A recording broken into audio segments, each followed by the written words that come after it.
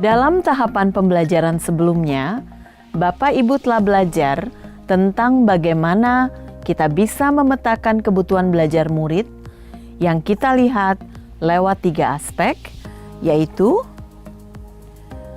kesiapan belajar, minat, dan profil belajar murid. Kebutuhan belajar murid ini harus selalu menjadi dasar bagi praktek diferensiasi yang kita lakukan di kelas. Nah, sekarang kita akan membahas mengenai apa saja strategi diferensiasi yang bisa kita lakukan berdasarkan 3 pemetaan kebutuhan tadi. Setelah kita mengidentifikasi kebutuhan belajar murid kita, maka kita kemudian dapat menentukan apa strategi diferensiasi yang ingin kita lakukan. Diferensiasi itu sendiri bisa kita lakukan dalam beberapa strategi. Namun, dalam modul ini kita akan fokus pada 3 strategi saja, yaitu yang pertama, diferensiasi konten, 2, diferensiasi proses, dan 3, diferensiasi produk. Sekarang, mari kita bahas satu persatu. Sebelum kita membahas tentang diferensiasi konten, kita harus mengetahui terlebih dahulu. Sebenarnya, konten itu apa sih? Konten itu adalah apa yang kita ajarkan kepada murid-murid kita. Konten dapat dibedakan sebagai tanggapan terhadap tingkat kesiapan, minat, atau profil belajar murid yang berbeda, atau juga terhadap kombinasi dari kesiapan, minat, dan profil belajar murid. Jika Bapak Ibu masih ingat, Tomlinson memberikan kita alat yang disebut equalizer, yang dapat membantu guru mengukur readiness atau kesiapan murid. Coba kita lihat equalizer ini. Jika memetakan kebutuhan berdasarkan kesiapan murid, maka kita perlu menentukan jenis informasi yang harus disiapkan. Siapa yang perlu diberikan bahan-bahan belajar yang sifatnya foundational, dan siapa yang akan kita berikan bahan-bahan belajar yang jenis informasinya bersifat transformatif atau transformasional. Bahan-bahan belajar yang bersifat foundational atau mendasar, misalnya dasar-dasar, fakta umum, prinsip-prinsip. Jadi, sifat dari informasi, ide-ide, atau teks yang harus diakses oleh mereka juga harus di level yang mendasar. Sementara, di sisi lain, untuk murid yang sudah siap mempelajari materi yang lebih bersifat transformasional, maka kita harus siapkan bahan ajar yang sesuai yang memungkinkan mereka untuk mengembangkan ide-ide. Misalnya, kita dapat memberikan mereka tantangan, research question, pertanyaan-pertanyaan pemandu yang membantu mereka mengembangkan pemahaman dan memperluas ide secara lebih dalam dan lebih jauh lagi. Kita juga dapat melihat kesiapan murid dari sisi apakah mereka sudah siap untuk belajar secara abstrak atau mereka masih perlu belajar dan berpikir secara konkret. Saat belajar, murid perlu merasa familiar dengan informasi atau materi-materi penting yang sedang dipelajari sebelum dapat bergerak melihat implikasi makna atau keterhubungan antar materi. Saat mereka masih berada dalam tahapan belajar secara konkret, maka guru perlu menyiapkan bahan-bahan belajar yang konkret. Misalnya, saat kita mengajarkan anak-anak kelas 1 SD tentang konsep nilai tempat, maka kita bisa menyediakan manipulatif, stick es krim, multi-blocks, dan sebagainya. Sementara untuk sebagian murid lain yang mungkin sudah familiar dengan ide-ide dan konsepnya, mereka sudah bisa diberikan lewat gambar atau bahkan sudah bisa langsung mengerjakan lembar kerja. Saat murid sudah memahami informasi secara konkret, penting bagi mereka untuk bergerak ke tingkatan yang lebih kompleks agar murid dapat melihat keterkaitan antar konsep atau gagasan. Diferensiasi konten juga bisa dilakukan berdasarkan minat murid. Misalnya, saat belajar tentang teks narasi, guru dapat menyediakan murid-muridnya berbagai teks dengan topik tentang hal-hal yang disukai murid. Sementara itu, diferensiasi konten berdasarkan profil belajar dapat kita lakukan, misalnya dengan memastikan bahwa murid kita dapat mengakses materi ajar tersebut sesuai dengan gaya belajarnya. Sebagai contoh, murid yang memiliki gaya belajar visual mungkin akan belajar dengan lebih baik jika materinya diberikan dalam bentuk gambar. Sementara untuk mereka yang auditori, materinya dapat diberikan dalam bentuk audio.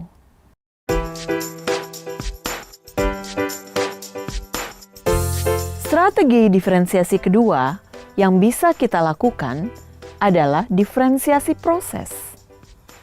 Yang dimaksud proses di sini mengacu pada bagaimana murid akan memahami atau memaknai apa informasi atau materi yang dipelajari. Saat kita telah memetakan kebutuhan belajar murid, yang kemudian harus kita pikirkan adalah bagaimana kebutuhan tersebut bisa dipenuhi. Caranya seperti apa? Proses seperti apa yang perlu disiapkan agar kita mengetahui bahwa setiap murid belajar? Apakah murid-murid kita akan bekerja mandiri atau dalam kelompok? Kita perlu juga berpikir tentang seberapa banyak jumlah bantuan yang kita berikan kepada murid-murid kita. Siapa saja yang memerlukan banyak bantuan? Siapa yang cukup kita berikan bantuan dalam bentuk pertanyaan pemandu dan mereka kemudian bisa bekerja dengan mandiri? Nah, semua hal tersebut harus dipertimbangkan sebagai bagian dari skenario pembelajaran yang kita rancang.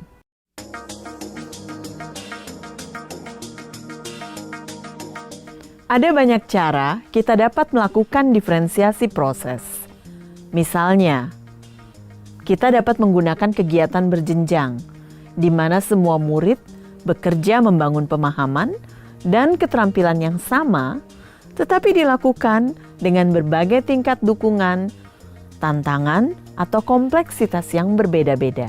Kedua, kita dapat menyediakan pertanyaan pemandu atau tantangan yang perlu diselesaikan di sudut-sudut minat.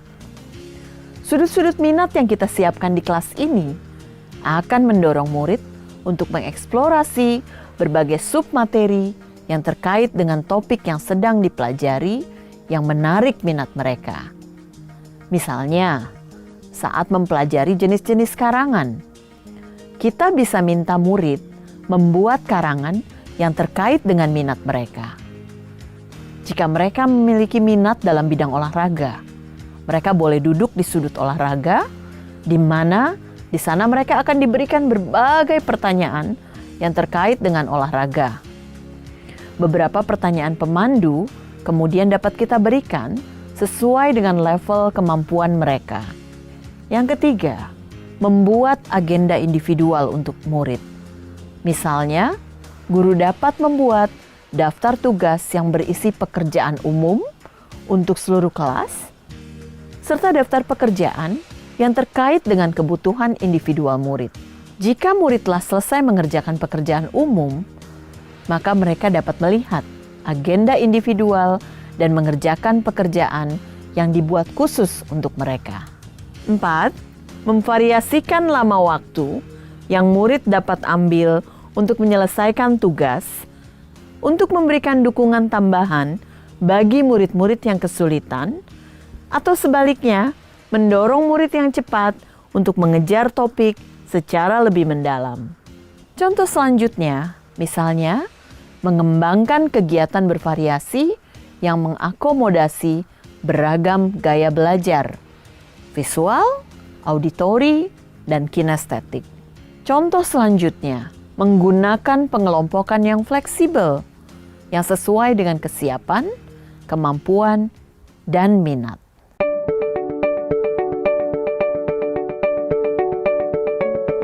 Nah, tadi kita telah berbicara mengenai diferensiasi konten dan diferensiasi proses. Sekarang, mari kita bahas strategi diferensiasi yang ketiga, yaitu diferensiasi produk. Ketika kita bicara tentang diferensiasi produk, maka kita akan memikirkan tentang tagihan apa yang kita harapkan dari murid. Produk ini adalah hasil pekerjaan atau unjuk kerja yang harus ditunjukkan oleh murid kepada kita. Produk adalah sesuatu yang tangible, yang ada wujudnya. Bisa berbentuk karangan, atau tulisan, atau hasil tes, atau pertunjukan, atau presentasi, atau pidato, rekaman, diagram, dan sebagainya. Yang paling penting, produk ini harus mencerminkan pemahaman murid dan berhubungan dengan tujuan pembelajaran yang diharapkan.